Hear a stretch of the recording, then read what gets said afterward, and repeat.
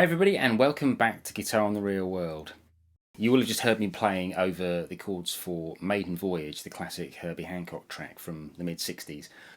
I'm using that composition as a way to illustrate how you can go about improvising over sus4 chords or 11th chords or 9th sus4 chords or 7th sus4 chords, however you choose to spell them out. So, an 11th chord. We'll call it an 11th chord, I think, for the sake of today. What have we got in this chord? Well, basically, it's we have a D triad, D, F sharp, A, and then a C triad on top of that. That gives us a full D 11th. Normally, we voice it without the third, though. So what you get is that voicing there. C over D. You can play A minor 7th over D if you want.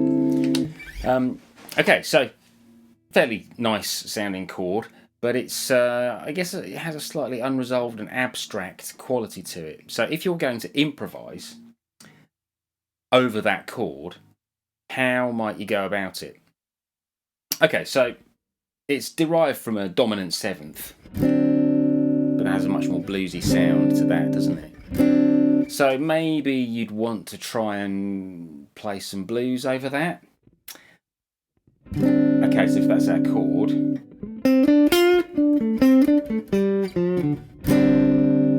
kind of works. I can't say I'm a big fan of the sound of that myself because I think that bluesy kind of quality works better over a straight dominant 7th or a Hendrix chord, 7th sharp 9. So I would try and treat this chord much more as a modal chord. In this case, Mixolydian mode. I'm assuming you know what your modes are and that you know what how you build up a Mixolydian scale, but it's basically a major scale with a flat 7. And if it's on D, it's derived from a G major scale. All those notes belong to the key of D major. So, there's our chord.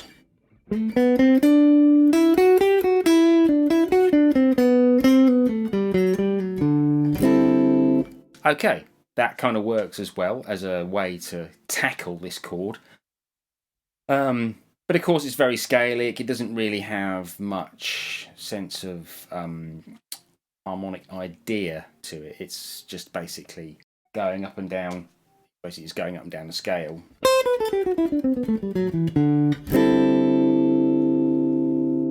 So what other devices could we use? Well, us guitarists are big fans of the pentatonic scale, aren't we?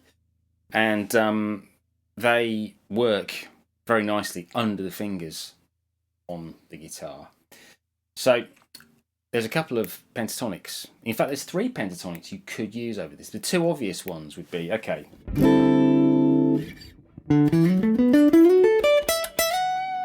straight D major pentatonic, but you could also play the C major pentatonic. Because, you know, if you're playing that voicing as a C over D or an A minor 7th over D, the upper structure of the chord is C. Pentatonic scales are really good because they fall somewhere in between playing kind of arpeggio ideas and scale ideas. There's a bit more colour than simply an arpeggio, but also they can still be quite harmonically descriptive. So over that D, you know, 3 of those notes in the pentatonic scale are actually a C major arpeggio. Or you could play an A minor, even an A minor 7th, you could say, is in there. And your D is the root note anyway. So what you've got is a scale that is actually quite descriptive of the sound that we're trying to go for. Now, with a lot of modal stuff that's talking about modes that are derived from the major scale, you can actually put 2 pentatonic scales next to each other. So you could have the C major pentatonic and the D major, as I said a minute ago, and this is a rule that you can apply across all major modes, whether it be Lydian, Ionian, or whatever. So those 2 pentatonics together can create a very harmonically strong sound.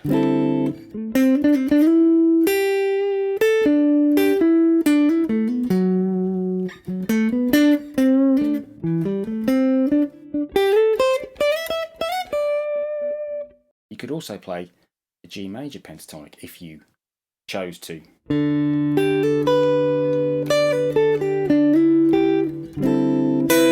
Give you that sound of a 13th in it. It's one note difference to a C major pentatonic, isn't it?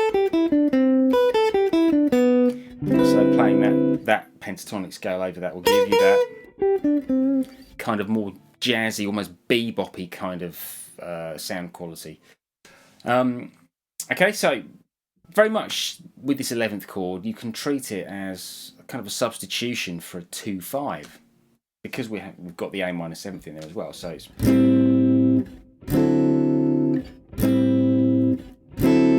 sounds like the Dorian groove, because in A minor, of course, it is Dorian. Because it's that chord, you could actually play your vocabulary that you have that's maybe bebop orientated. So you could play lots of 2-5-1 material as though it's going to the key of G, but of course it just never makes it to the key of G. So that's quite a nice way of creating slightly more chromatic kind of sound if you don't want to just play the open sound of pentatonic ideas. So you could have on you could think about playing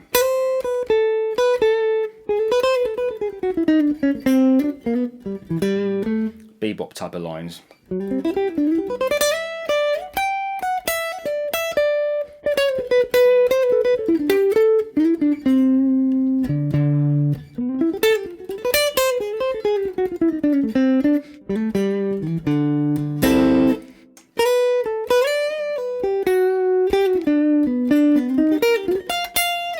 And so on. I think it's a really nice way of kind of giving you a platform to be quite free with your improvising, whilst following some rules to make sure that you're highlighting the sound of the mode. Like I said, you could have gone bluesy over it. Doesn't quite work to my ears though.